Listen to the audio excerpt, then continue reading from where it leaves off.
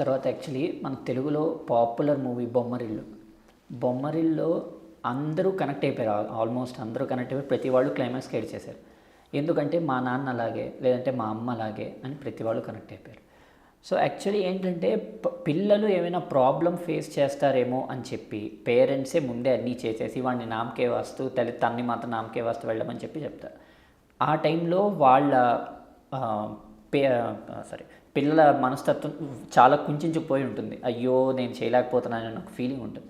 కానీ పేరెంట్ ఏమో లేదు వాడు కష్టపడకూడదు అందుకని నేను ఇవన్నీ చేస్తున్నా అని పేరెంట్స్ చెప్తారు.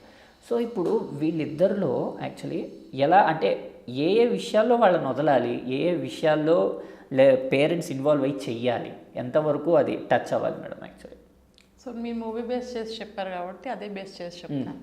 నేను ఆ మూవీ చూసినప్పుడు స్టార్టింగ్ వాళ్ళు చూపించేది ఏంటంటే వాడు డ్రెస్సెస్ కూడా ఈయన సెలెక్ట్ చేస్తారు. సో అతనికి నచ్చింది వేసుకొచ్చిన పక్కవాడిని చూపించి అడిగి మరి నీకు ఇదే బాగుందిరా, ఇది చూస్తే నీకేమనిపిస్తుంది, అలా కాకుండా ఫార్మల్ షర్ట్ వేస్తే నీకేమనిపిస్తుంది, చూసావా ఫార్మల్ షర్ట్ వేస్తే నువ్వు డిగ్నిఫైడ్గా ఉన్నావంట అని చెప్పి ఐడియాలజీని మార్చేస్తారు అనమాట. సో అది చాలా షాకింగ్గా అనిపించింది నాకు అప్పుడు చూసినప్పుడు. సో ఎందుకంటున్నానంటే అది పట్టించుకోవాల్సిన అవసరం కాదు. సో మీరు అన్నట్టు పేరెంట్స్ ఇన్వాల్వ్ అయ్యి సమకూర్చాల్సిన సిచ్యువేషన్స్ ఉంటాయి, సమకూర్చకుండా వాళ్ళకి వదిలేయాల్సిన సిచ్యువేషన్స్ ఉంటాయి. మనం వదలకపోతే ఈ రోజున పేరెంట్స్ ఎంతకాలం ఉంటారండి? లైక్ ఇప్పుడు లైఫ్ స్పాన్ 70-80 years ఉంటారు. ఒక 70-60 తర్వాత నుంచి 65 తర్వాత నుంచి వీళ్ళకి హెల్త్ ఇష్యూస్ వస్తాయి. సో అప్పుడు కూడా వీళ్ళు ఇప్పుడు యంగ్లో ఉన్నప్పుడు ఎంత సపోర్టివ్గా ఉన్నారో పిల్లలకి అంతే సపోర్టివ్గా తర్వాత ఉండగలరా? మహా అయితే ఇంట్లో ఉండి ఒక సలహా చెప్పగలరు, లేకపోతే ఎక్కడైనా ఉండి ఒక సలహా చెప్పగలరు, లేకపోతే ఇది ఇష్యూ వచ్చి నాన్న అమ్మ నాకు ఇది ఇష్యూ వచ్చిందంటే ఇట్లా వెళ్ళు ఇట్లా చేస్తే బెటర్ ఏమని చెప్పచ్చు. అలా చెప్తే వాళ్ళు చేసుకుంటూ వెళ్తారు. సో ఆ రోజు గురించి మనం ఆలోచించాలి. లాంగ్ రన్లో అదే కదా ఇంపార్టెంట్.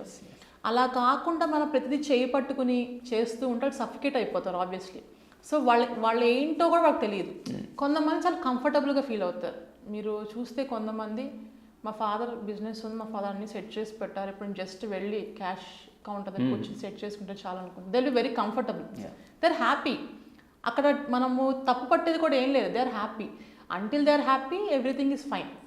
ఇప్పుడు పేరెంట్స్ అలాగా చేయి పట్టుకుని చేసినా వాళ్ళు హ్యాపీగా ఉంటున్నారు అంటే ఓకే ఫైన్. బట్ వెన్ ఆ పేరెంట్స్ లేని సిచ్యువేషన్స్లోనో లేకపోతే వాళ్ళు ఎక్కడైనా బయటకు వెళ్ళి ఉండి ఇతనికి ఒక పెద్ద సమస్య హ్యాండిల్ చేయాల్సి వచ్చినప్పుడు ఎవరు వస్తారు, ఎవరు మాట్లాడతారు? రిలేటివ్స్ హెల్ప్ తీసుకుంటాం. ఒక్కసారి సిచ్యువేషన్ ఆలోచించుకొని చాలామంది మగపిల్లలు లేకపోతే ఆడపిల్లలైనా కొంచెం ఎర్లీగా కనుక ఫాదర్ కానీ మదర్ కానీ చనిపోతే వాళ్ళు ఎంత సఫికేట్ అవుతారు. వాళ్ళ పనులు వాళ్ళు సెట్ చేసుకుని ఒక సిస్టమేటిక్గా వెళ్ళటానికి ఎంత కష్టపడతారు మీరు ఆలోచించండి. సో అందుకే అంటారు ఇంకా పిల్లలు చిన్నవాళ్ళే, వాళ్ళ పేరెంట్స్ లేరు. ఇది చెప్పటానికి కొంచెం హార్ష్గా అనిపించింది, అంటే అలా ఎక్స్పెక్ట్ చేస్తాను అన్నా, బట్ ఇది వాస్తవం.